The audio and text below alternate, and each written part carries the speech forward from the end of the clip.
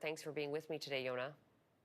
Thanks for having me. Before we get into the specific findings of this report, this is an issue that has scarcely gotten attention with media and policymakers in North America. Why do you think that is?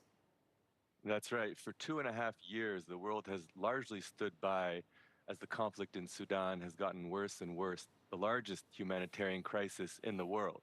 Even minimal coverage tends to focus on military gains or the perpetrators of this violence or the major powers sitting around sham negotiating tables, including those profiting from this violence.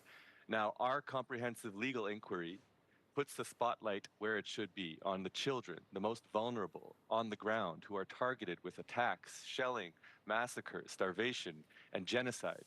We're talking about genocide in Darfur for the second time in a single generation.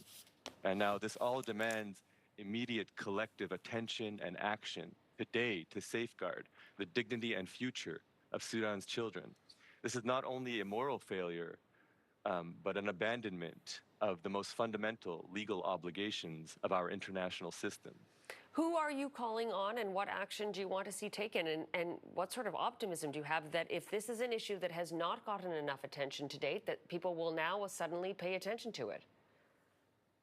Well, just to cite our findings, so first we found that the warring parties, the RSF, the Sudanese army, and the militia, the RSF fighting the Sudanese army, are committing widespread atrocity crimes specifically against children: mass killing, extreme sexual violence, forced recruitment, destruction of essential civilian infrastructure like hospitals and shelters.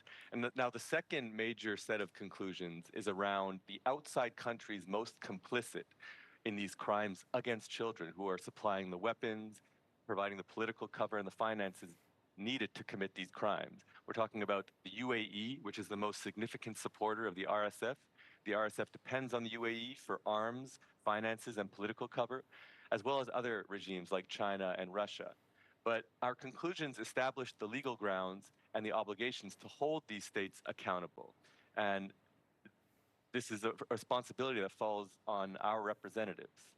You also talk about companies internationally that have roles in possibly supporting these actors behind these atrocities, and it makes mention of Canadian companies. Can you name those for us here?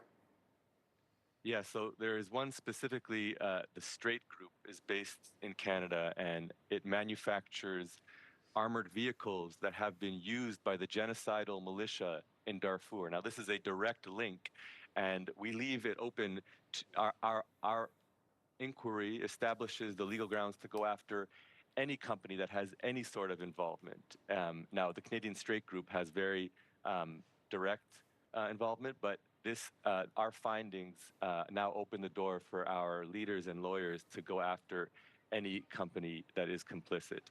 And the question is exactly what are our leaders doing to ameliorate this humanitarian crisis? The Prime Minister and the Foreign Minister should confront the UAE, first of all, to end its proxy militia's genocide, should crack down on these types of arms manufacturers sending weapons there, or any sort of mining companies that may still have operations there, as well as sanction all of these corporate entities that have ties and are fueling this violence that has gone on for 2.5 years. Our immigration minister, Diab, has yet to act on the urgency of the situation as well, and should expand emergency measures to reunite Canadian Sudanese families torn apart by this conflict, and end the discriminatory application of refugee policy by fast-tracking these applications today. Many have lost loved ones during the unconscionable delays in processing their applications. So there's not a day to waste while children face irreversible destruction in Sudan. But, Yonah, in practical terms, when you talk about legal ramifications, is there anything that you can meaningfully do from Canada to litigate the people who may be perpetrating these violent acts? Yeah, so the responsibility to protect children, now this is a legal responsibility, not only to protect, but to hold those who are committing these crimes accountable.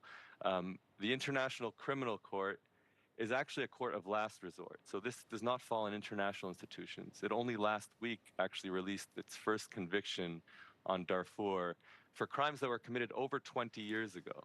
So our inquiry redirects the legal responsibility on states, including the Canadian government. We have responsibilities under all of these treaties, the Convention on the Rights of the Child, the Genocide Convention, all the most basic, most widely ratified treaties in the world today that are being violated on a daily basis, which impose on our government to take all measures it can to end the violence and protect children and uphold these obligations, and to go against. So our country can also take a case to the International Court of Justice against the UAE and regional actors for their complicity in the genocide.